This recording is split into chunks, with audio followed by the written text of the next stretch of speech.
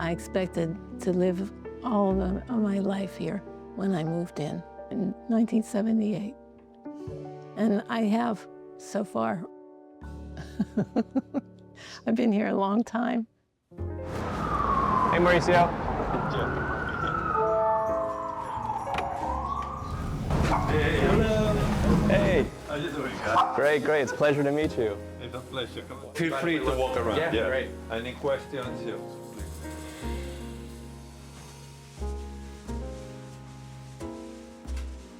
My name is Johnny Scully. My name is Mauricio Marmol. Well, we basically together. We're a couple. I remember we were standing online for the bank. I was right behind you, right? I think. Yeah, and I invited you to the opening Yes. I was having. Exactly. You had like half a head of hair Right. and like it was all curly. And I said, I bet he doesn't have hair under his hat.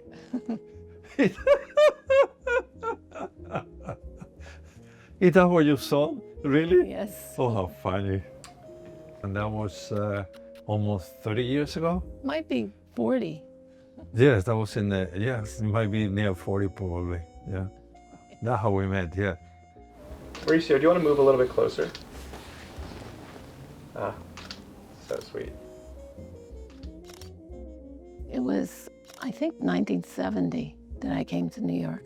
I wanted to be here since I was 11. I grew up in Pittsburgh. I chose one of two boyfriends, and I chose the one that lived closest to New York. And then I left him, and I came to the city. Let's see. Right over here is great. Oh, I grew up in Caracas, Venezuela. I used to come to New York in the 70s.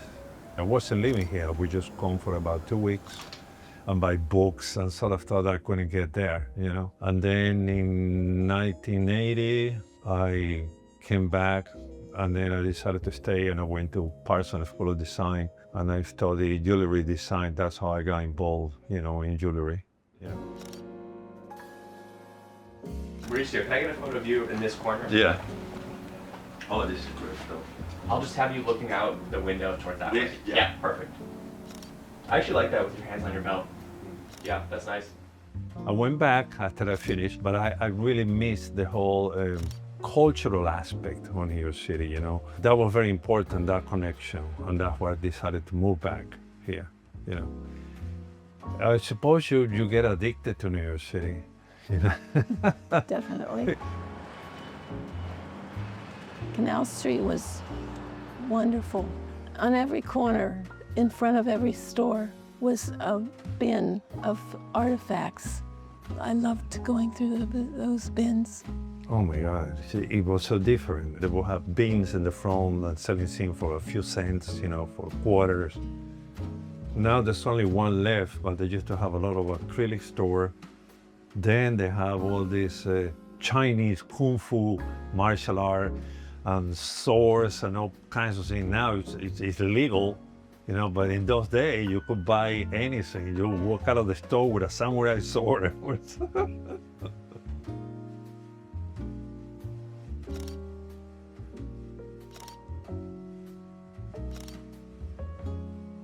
Oh, didn't. Terrible. What are you doing?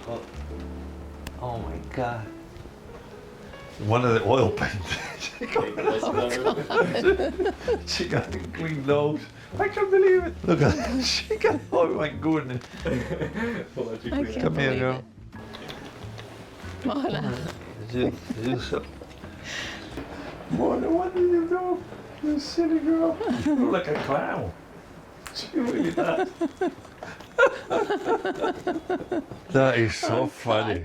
But that's a great memory to have now.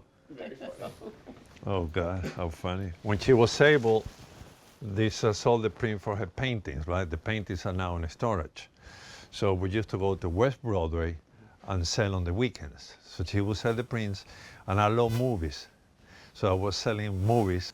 Basically, she have all these paintings on storage, on oil, and these were prints for all the paintings, you know. I help you. It's like, So, there you go. What happened is like we didn't know she was suffering from Parkinson's disease for a long time. She thought she was just kind of slow. She said, oh, maybe age. And then, find out that, yeah.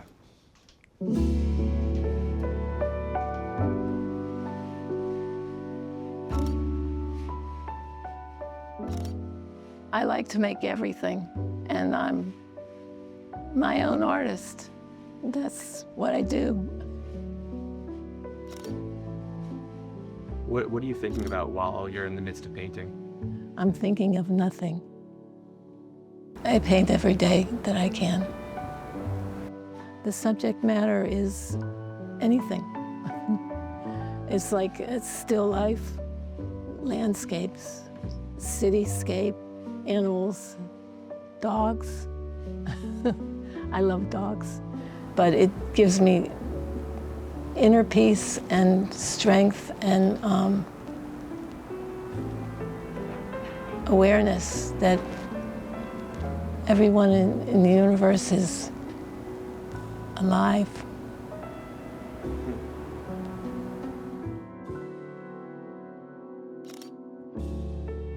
The reason why New York City at one time harbored so many talented artists is because New York City was affordable.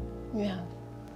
And that's what made it possible for these people to say, oh, I can rent this loft for $400. I can do my art, Yeah. Now if you don't have your parents, to pay for it, you can't afford it. Me and Margaret Owen were presidents of the entire building. There were fights to stay here. There was a time when I thought that we would get kicked out. It turned out that we got to stay. That was a good fight. Yeah. I have a question for you, because I don't remember. Was one of your children born here in the apartment? Both Both? were born here. Literally here, in bed. I'm glad I remember that, because I think, hold on a second, I'm thinking, wow, that's amazing. Yeah. Everything we did for all these years, it was valuable, It's true. A very real way of living, that's what we did. It's good. Yeah. You okay? You hungry?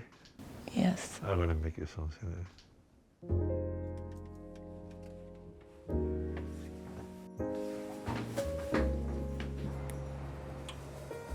I found this building by an ad in the paper, New York Times.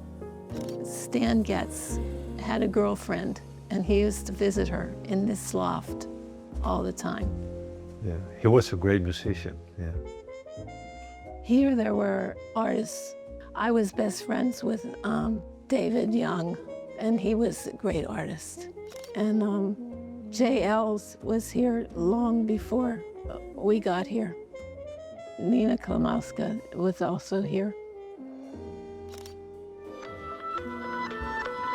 Oh, that's Jay. Jay? Yeah, you're here, right? Yeah, we're gonna go to Nina's, and then we go for you. All right, you're welcome. You're welcome. That dog is funny. She's having a blast. Of course. So I'm going to close this door now. Yeah, that's fine. Okay. Thank you. Okay, I'll make some coffee. All right. I hope you like it nice and black. Yeah. Okay. Thank you so much for watching. Part 2 will be released next week. I'm thrilled to announce that I'll be doing a talk about my photography book, Loft Law, the last of New York City's original artist lofts, at the Stavros Niarchos branch of the New York Public Library on April 10th at 6:30 p.m. I'll also be doing a book signing after the talk. It's free to come. All you have to do is register online. I hope to see you there.